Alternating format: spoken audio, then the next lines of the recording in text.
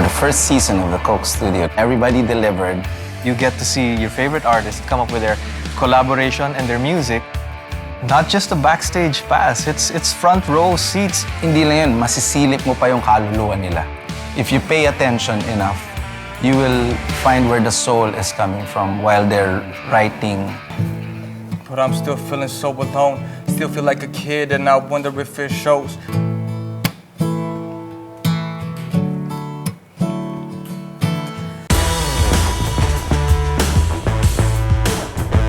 Iba-ibang themes, iba-ibang pakiramdam, iba-ibang tempos. Your soul.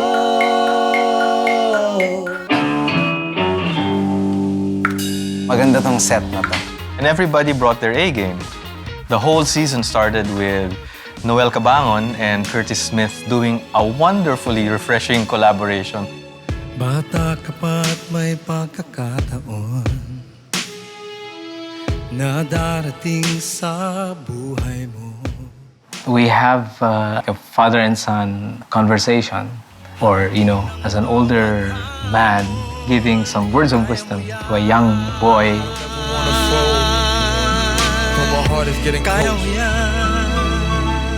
So there, it was an inspiring concept to start with. Gab and Ransom, another interesting pairing. Gab and Jan are obviously sanay na sila sa studio. They guided them through the process of recording, helping them breathe and relax so it'll sound better. We actually gave the Ransom Collective free rein to actually start it off.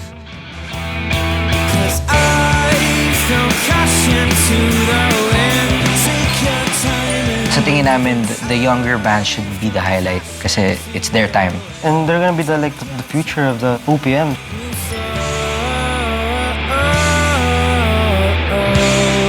There are seven members in Jensen. Jensen and the Flips. Moonstar has 4 members. So that's 11 bodies in one rehearsal studio, in one recording studio. Lahat ng gitarista, taas ang kamay. Lahat ng bahista, taas ang kamay. Lahat ng drummer, taas ang kamay. Yeah. That was a challenge for us.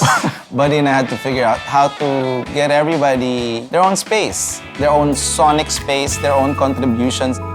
Halika dito, akin ka ngayon.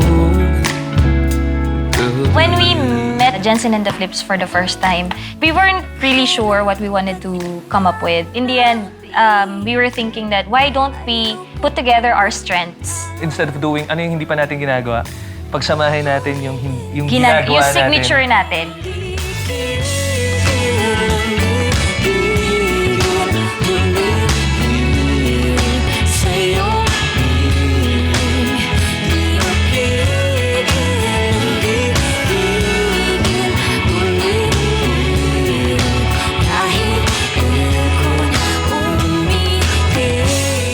Next up was... Oh, Sandwich and BP. Yeah. That was interesting. Sandwich is a party band known for... Party? Catchy guitar riffs and solid backbeat.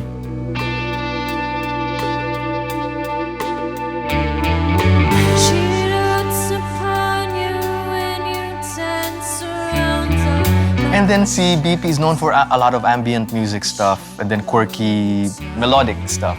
So you'd be hard-pressed to find what's going to happen when you put these two together.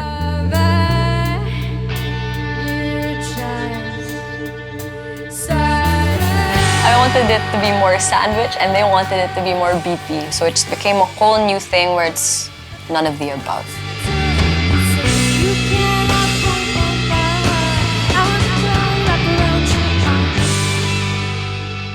Grace Note is a band that consists of 3 members and Abra is alone. So there's only 4 of them. Easy to mix, easy to make arrangements for.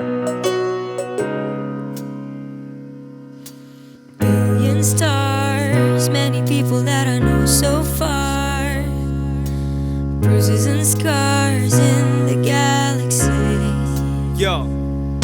Nakatitig na naman sa kawalan. Tanong ko lang hanggang saan. So I don't think this is Abra's usual flow tempo, which is 120 beats per minute. That was pretty fast. Not usual for his style, but somehow he made it work.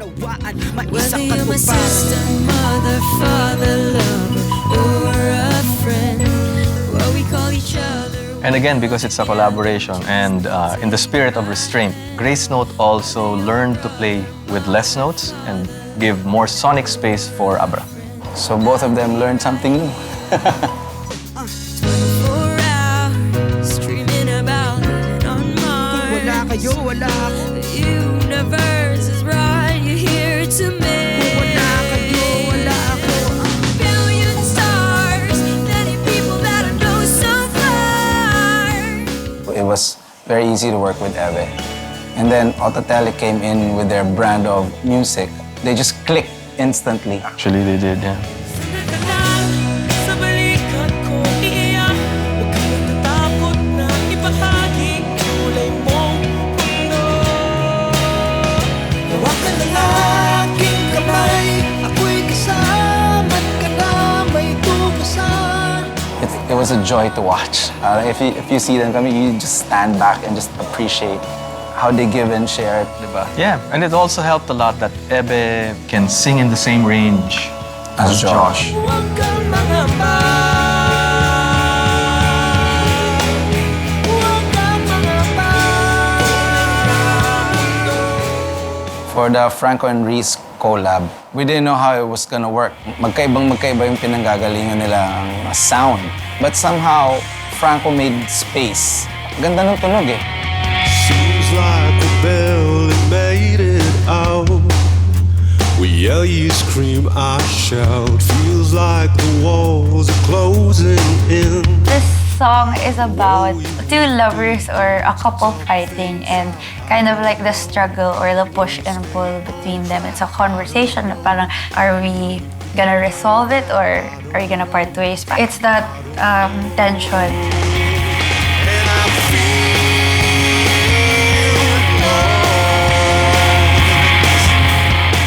The sound and then the melody.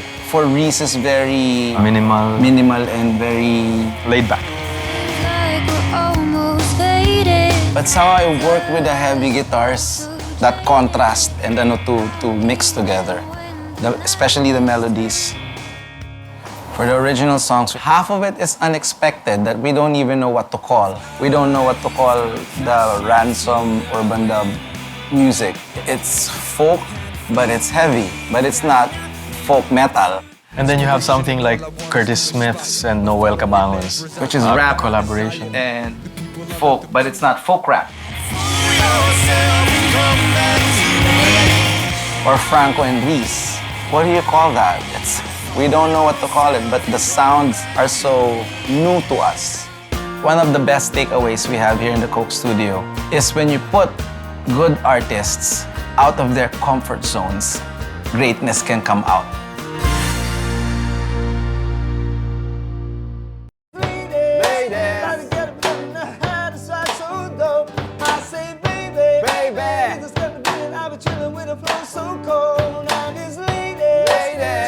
It's a pretty tall order here in the Coke studio that you have to arrange a cover song, create an original song, arrange Together. in 3 days. Ganda na. Ang ganda.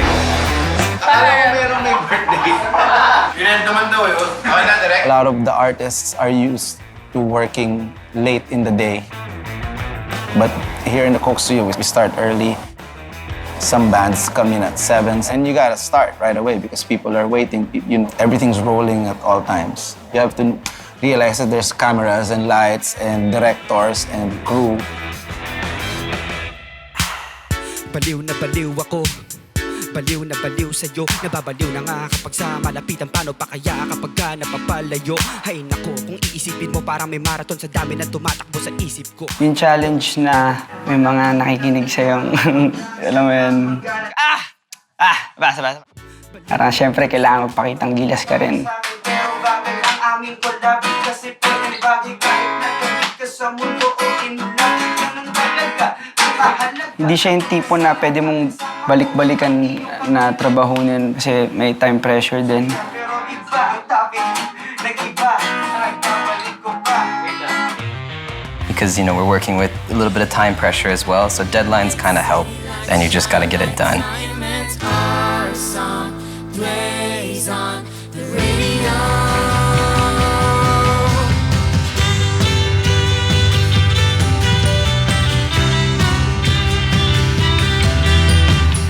really had to think outside of the box, and it wasn't easy if you were to think theoretically.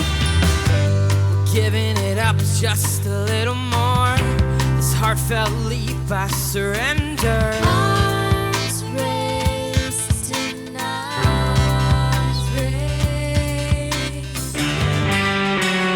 Hey, how are you? Approaching this style of writing blind. I've never worked with this type of setting, with these artists. Woo. One more time, please. I can do it better. You want to do it better? Yeah. Most artists like to take their time, find their own space, comfort zone. Honestly, we recorded the whole song in 5-6 hours. When I record songs, it takes 3 hours to take the drum parts, Don't you worry about me. Moonstar has 4 members and Jensen has 7 members. Bilis. Yeah, ang bilis. We didn't think that we could finish it like that quick, pero bilis. Tsaka masaya. Sobrang natuto kami like how to adjust and like to work with other people kasi masyado kami nasanay na kami-kami lang. Na-challenge kami.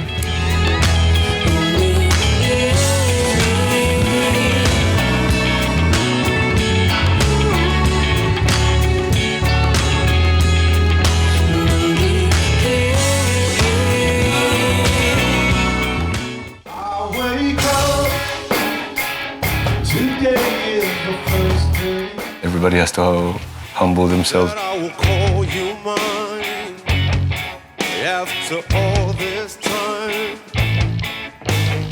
I'm learning how. Walang rockstar. Mahirap pag masyado rockstar. It's never gonna work. You're working in a collaborative process, tas you have a closed mind. Mahirap yun. So might as well be and don't work any collaborations with anyone.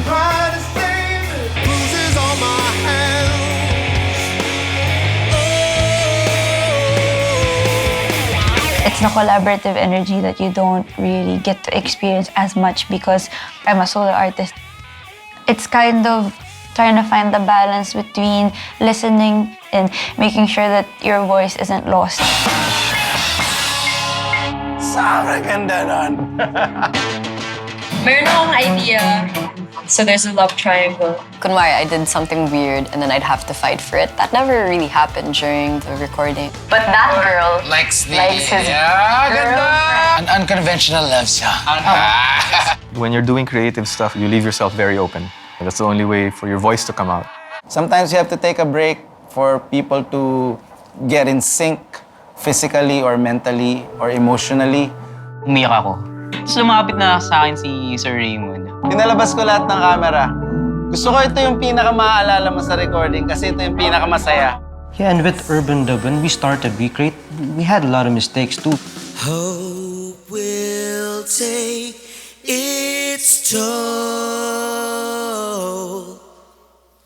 And You can never learn or grow if you don't go through All of those mistakes. things, yeah.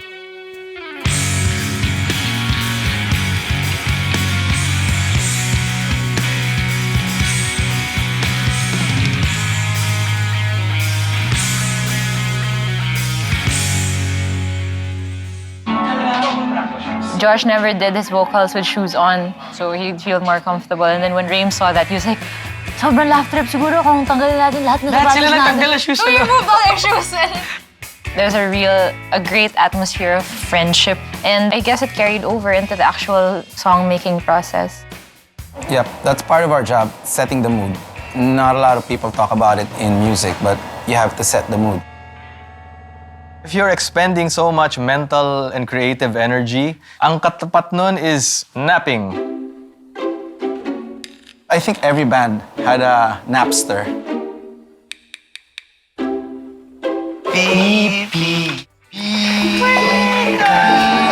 If the artist is relaxed and comfortable, they sing better, they play better. You would definitely hear that it sounds good, it's not tense.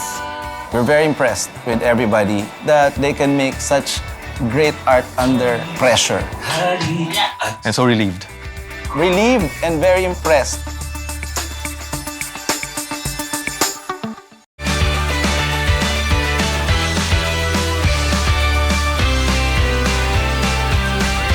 The most surprising part of the recordings came from those little moments that you weren't expecting. Like Reese forgetting to play the chord on a line in her cover of Franco's song, and it made it sadder. Yeah. You spend so much time in the studio to let them not think and just play and let their instincts take over and play it from a place where it's, you know, like from your heart. Instead of being, am I gonna play C sharp minor 7 divided by 72? Isipin mong rock song. Don't hold back. Kasi medyo tumitingin ako sa technical side. Sabi pa nga niya, parang kantahin ko yung song while I do the drums. Hindi mo siya isipin na drum machine, as in, yung rock! Na-effective talaga nung ginawa ko. Na ako, parang... Oo, nagulat ako sa nagawa ko. I don't want you to think about the technique. Pwede ba nakaganon? Yan. Oo, talaga. May tinatawag silang happy accident. So parang yung mga akala mong mali, ayun yung... Kasi mas importante sa kanila yung feel than maging perfect yung kanta. That's true. Record na tayo. Marami silang ideas. And they're fun work with. Mga joker din. Okay, yung idea kasi talaga namin, bossa nova. Joke. Nakatuwa kasi una pa silang na-excite sa'yo kapag may ginagawa ka bang actions. So, nakakakilig. Exactly. I wasn't gonna say that, pero... Natutuwa sila. Nakamotivate, yeah. Hello! Good afternoon! And then these two guys come in, massive rock stars. Yes. Like musical heroes. And you're just like, what can we do for you? How goes your songs? Can we hear some of it? Ano bang... They listen. Nakinig sila, nakiramdam sila. You can't ask for better producers than those two guys because they know what they're doing. It's so natural to them to create good music. So sabi ko, it can be a little intimidating, but trust me, these people are some of the most generous and selfless musicians I've ever come across.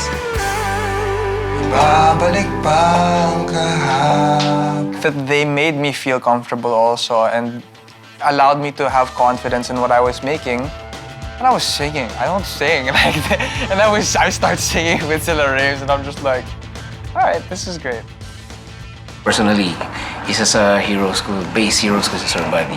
And now, getting to work with him, I'm sobrang excited ako kasi I wanna pick his brains kung paano siya gumawa ng kanta. Sila na yung dahilan kung bakit ganito yung generation namin. Parang our generation actually looked up to them. Hindi, sorry. Ano nga pa yan? Game, sige. Do it again, from the start. Everybody goes through that moment of kinakabahan with Buddy and Raymond's presence. Okay, lalabas na muna ako. Keep breathing, guys. Keep breathing. In general, the whole Coke studio has been really supportive from Shinji, the producers, and all the artists. So parang it set a really good atmosphere for everybody. With Buddy and Raymond, it honestly felt like home. Shinji, I've recorded albums with him also. It's a new studio, but it's pretty much the same old feeling. Shinji Tanaka is our secret weapon. Ako si Shinji Tanaka, official sound engineer ng Coke Studio. All our bands recorded with Shinji, so he's part of our team. Nakatrabaho ko, siyempre Sandwich, Noel, Monster 88, Ebe, Grace Note. Okay, may nakalimutan, baka magtampo. Lahat sila gusto ko maging katrabaho noon pa. He's quiet but he knows how to read kami ni Buddy. Buddy and I are reading the artist. He's reading... telegraphing. Yeah, telegraphing what we're going to do next to keep the flow. This is very, very important in recording, to keeping the creative flow going. Nararamdaman ko na gusto ni Rames o medyo si Buddy minsan nag-aalagang sa tech. Alam ko na. Minsan ako din tinitingnan nila ay medyo medyo hindi masaya si Shinji Diba? Baka hindi okay. May magagano. Meron kaming kanya-kanyang specialty. Magaling ako sa drum sound. Si Buddy sa mga boses. Si Rames sa lahat. Allegro. He's very Japanese. He was made in Japan. He's a perfectionist. And he likes everything na tama. Walang, which is what we like about him. Walang, pwede na yan. When your studio engineer, when your sound engineer is vibing off of what you're doing, of what the artist is doing, that's 2 thumbs up. Yes. We have learned so much as people, dealing with other musicians and artists. As producers, we've been schooled by other artists who we thought that we had a handle on. They turned out to be producers on their own. They turned out to be deeper musicians than I thought before. It's been humbling. It's been very humbling. It's very humbling. If you respect someone and let them do their job and expect them to do their job properly, it will come out really great.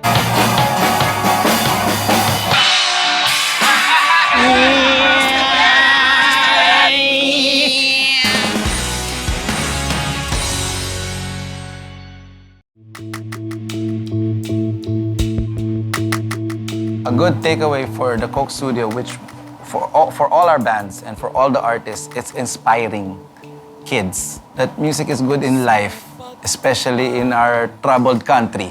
We don't want to get political, but you know, it has helped us as kids, helped us as adults, helped us as artists to be better people. Sa isang libong duda, silong sa iyak at pagluluksa, kung puso ko ay imamapa. If I feel down, alalahanin ko lang tong araw na to at yung mga nakaraang araw. Okay na ako. I don't know what you guys did to us. It's gonna be sad when this is over. Parang... Yeah, parang... It was such a nice little boot camp of creation. Maligaw man at mawala, umikot man sa kawalan. You know, the older you get as a musician, the fatigue really begins to set in. And sometimes you lose sight of why you're here. This project reminded me talaga of what it is that I really want to do and why I'm here.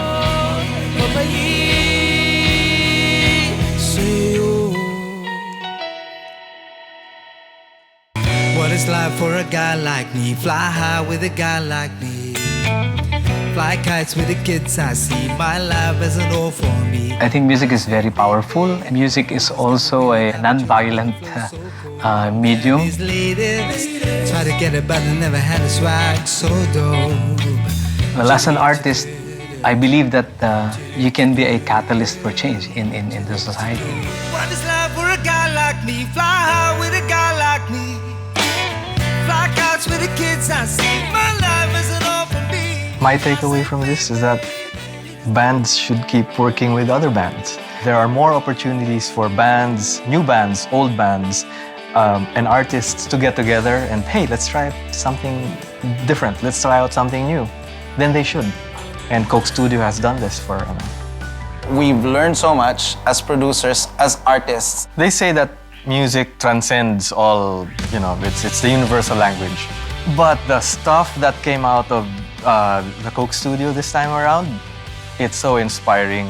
Next season, it's gonna be bigger. I can't wait for the next season to surprise us even more.